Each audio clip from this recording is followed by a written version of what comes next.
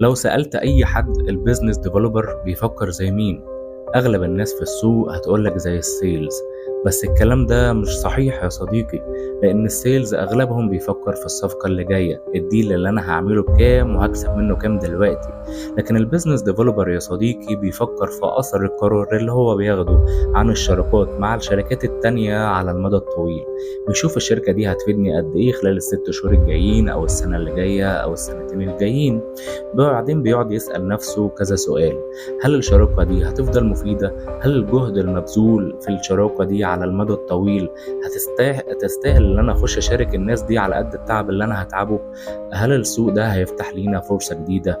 كل الكلام ده لازم افكر فيه كراجل بزنس ديفلوبر. لكن السيلز بيفكر ان هو يبيع لك الحاجة وياخد فلوسها دلوقتي عشان يبقى فرحان بالصفقة وياخد الكوميشن بتاعه.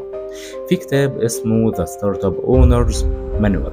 الكتاب ده بيقول لك ايه؟ استنى انا كاتبها: البي دي اللي بينجح في الشركات الناشئة هو اللي بيبني فرص نمو مستدامة مش صفقات سريعة. يعني انت لازم كبزنس ديفلوبر بتفكر على المدى الطويل مش دلوقتي. خلينا اكمل لك القصة المرة الجاية. يلا، سلام.